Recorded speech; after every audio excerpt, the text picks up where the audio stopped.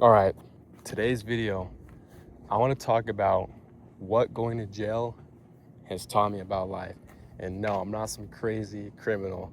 I just like to drive fast. So for me, going to jail was the absolute rock bottom. The absolute rock bottom. And it's not going to jail itself that was really bad. It's the stuff that happens on the outside that you now can't control because you're in jail and you don't have any freedom now. It's like you go to jail, and it depends what the situation you're in when you go. But if you have any kind of life or anything going for you, it's like almost like a fucking reset. You lose everything and you have to start over. And for me, it was pretty uncharacteristic that I would end up getting into that kind of situation, but it happened. It happened. And I'm almost happy that I got it over with. Because I always, especially when I was younger, I was like, I'm probably gonna go at least once for something stupid. So I'm kind of happy I got it out of the way when I was young before I had any responsibilities. What the actual fuck is that guy on? Dude, that guy has no shirt on and he's like on a little tiny, I don't even know. I don't even know. And it's kind of crazy how fast one small decision that really isn't even like that bad, or one stupid lapse in your thinking could just cause so much destruction and ruin so many things you have going for yourself. And this is especially what's the word?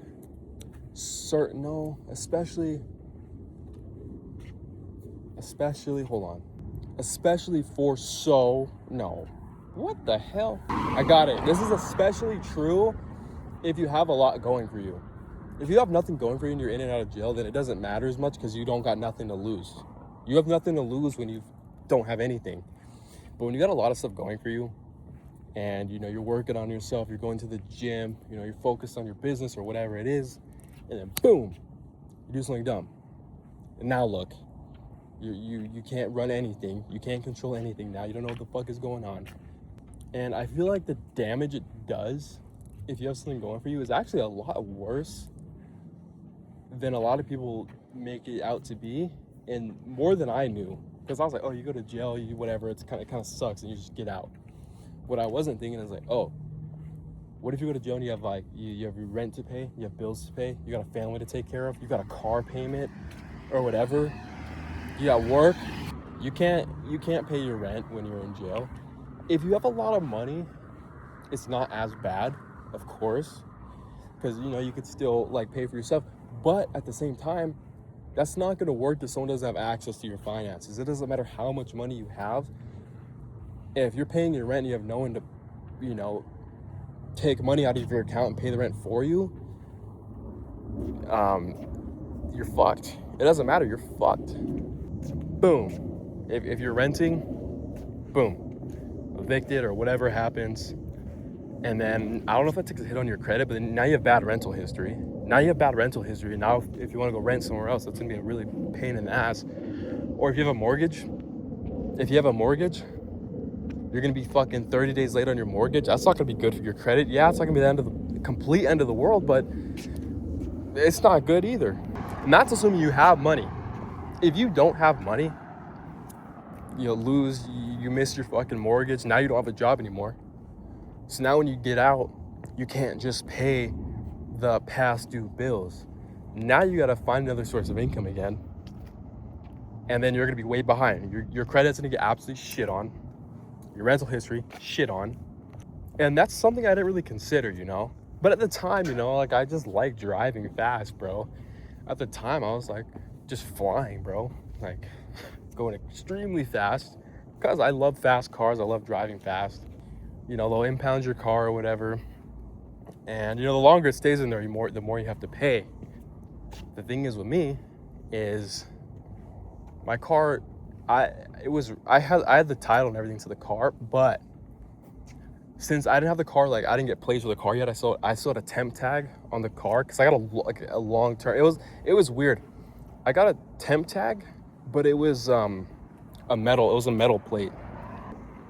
So I kind of just, I just kept pushing it off because there's nothing open at the DMV out here in Nevada. So I was like, okay, like whatever, bro. And I was going back and forth between Colorado and Nevada. You know, I'm fucking young, bro. I get in there and I'm like, dude, what the fuck did I just do, bro? Because it's uncharacteristic, man. Like, I don't really think it's obviously, it's not a flex at all. It's not a flex, like, at all. And I had all sorts of stuff going for me. Boom. All of a sudden, one bad decision led to that. But I honestly feel like that was the only way I was probably gonna learn. To be honest with you, like, I was being so reckless with just driving in general. I feel like the only way I was truly gonna learn was that. I feel like I have to learn the hard way, to be honest. I hate to admit that, but I really do think I sometimes, like, I have to just learn the fucking hard way. Okay, you know, I get a warning of, you know, you're like, okay, I'm gonna slow down now.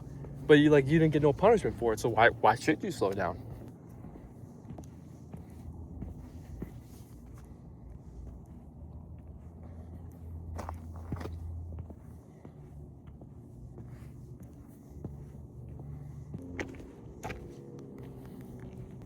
Anyways, you know, the first 2 weeks were the hardest because I'm like, okay, how am I getting my car back? Like, I need to get my car back because they impounded it or whatever. And I'm like, dude, I gotta pay, like, because I was using my credit card to get my rewards points. So I would spend money on my credit card and then pay it, like, at the end of the month or whatever, or just pay it throughout the month multiple times. I'm like, dude, fuck, I gotta pay my credit cards. You know, I was like, you know, I had a good credit score and everything, so I was like, I want to keep my credit score good. I was like, dude, I gotta pay for my fucking shit. So it's just stressful, man. Like, I'm calling my mom. I gave her, like, all my fucking passwords to everything. I give her my phone too. I let her come pick up my phone. I wasn't recording, but it was mega stressful for, like, if I repeated this, I'm sorry. I wasn't recording. But I was mega stressed for the first 2 weeks. You know, like, my car's impounded first. And then I gotta pay my credit cards and stuff. Because, you know, I'd use my credit card, you know, to get the rewards. And I'll pay it throughout the month or at the end of the month. And I had her come pick up my phone. So I told her all my passwords to all my banking stuff so she could, you know, manage my stuff or whatever. And you only get 2 phone calls a week for 15 minutes. And that's really not enough time to really sit and plan everything out. It's not.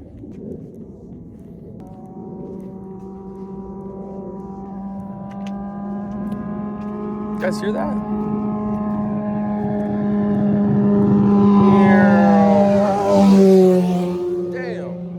Yeah, like, of course, that's stressful. No one wants to deal with that kind of stuff or go through that. But I'd say after 2 weeks, well, actually, first, my car, first, this is what happened. Since I had the temp tag, no, I couldn't just go, you know, pay to get the car out. Since it's not technically registered to me yet, you have to get it commercially towed back to your fucking house. I'm like, that's fucking BS. So at the end of it, it was gonna be like $7,000, bro. It was 7 racks. But, like, if it was a cheaper car, I would have, like, fucking take the fucking thing, bro. If it would have been like the E46, I would, like, just fucking keep it, bro. Because that car isn't worth that much. But when it's a car that's like fucking $40,000, you're like, you just gotta pay the $7,000, bro. Because it's like, man, like, it's fucking ass. And then you gotta pay for all sorts of shit. So I really do feel like that right there is like complete rock bottom, lowest of the fucking low. Like, that's just not a good situation, you know. And I was so fucking stressed, man. But I think at like after 2 weeks or so, I just fucking, oh, there's a lizard. Oh, there's a little lizard. I want to pet the lizard. Oh shit, he's fast. Yeah, the 2 week mark. Yeah, everyone in that jail was actually really cool. You know, everyone in there was having laughs, making the most out of a bad situation. And I was like, you know what? I just accepted the fucking situation. I'm like, there's no point in stressing. Whatever's gonna happen is gonna happen. I did my part. I tried everything I could to make everything happen, and I did. So after 2 weeks, I'm like, fuck it, dude.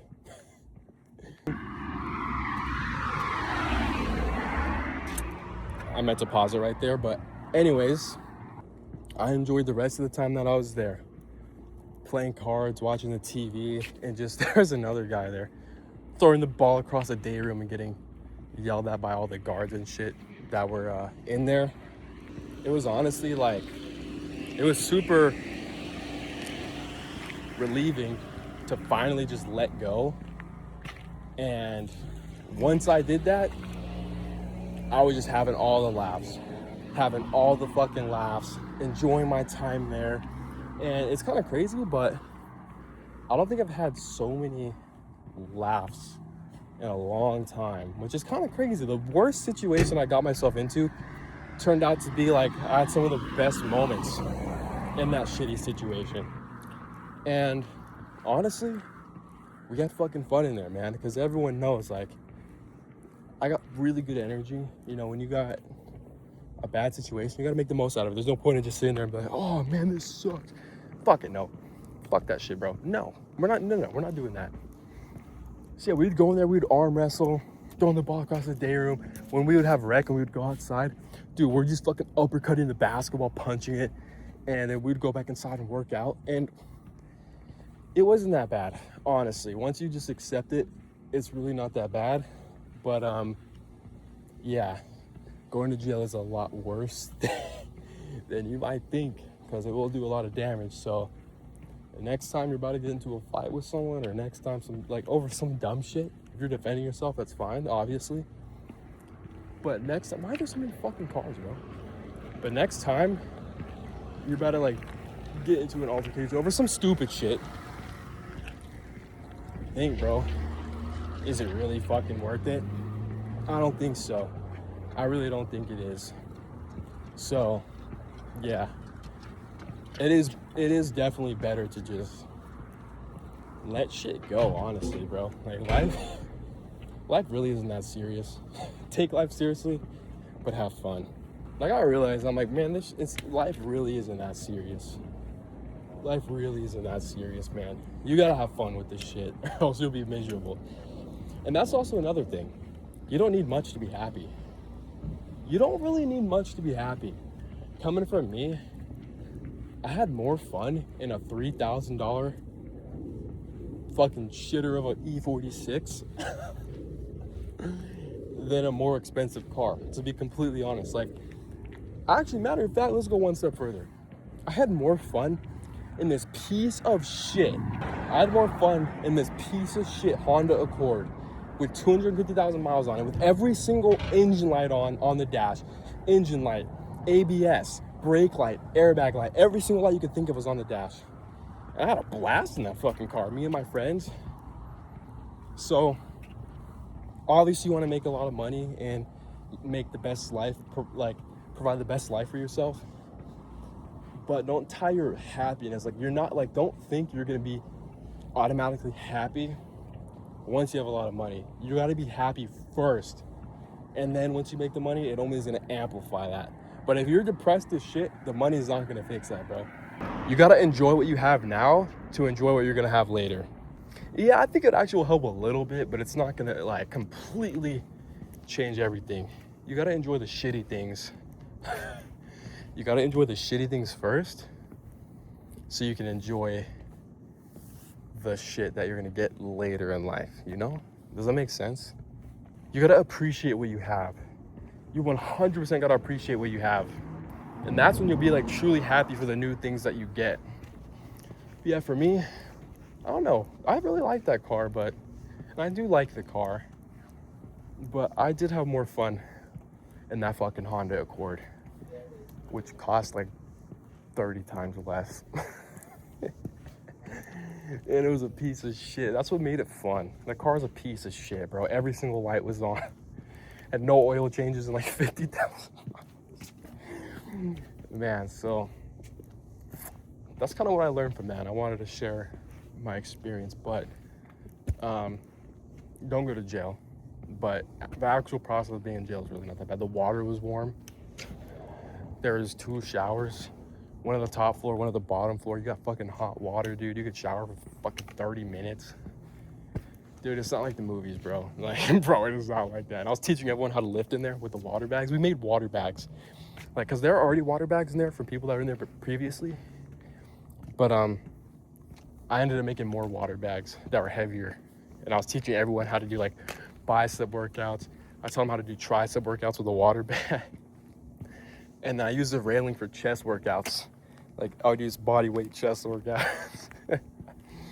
And then the pull-ups to do back, you do pull-ups on the stairs. So yeah, man. That's all I got. I'll see you guys in the next one.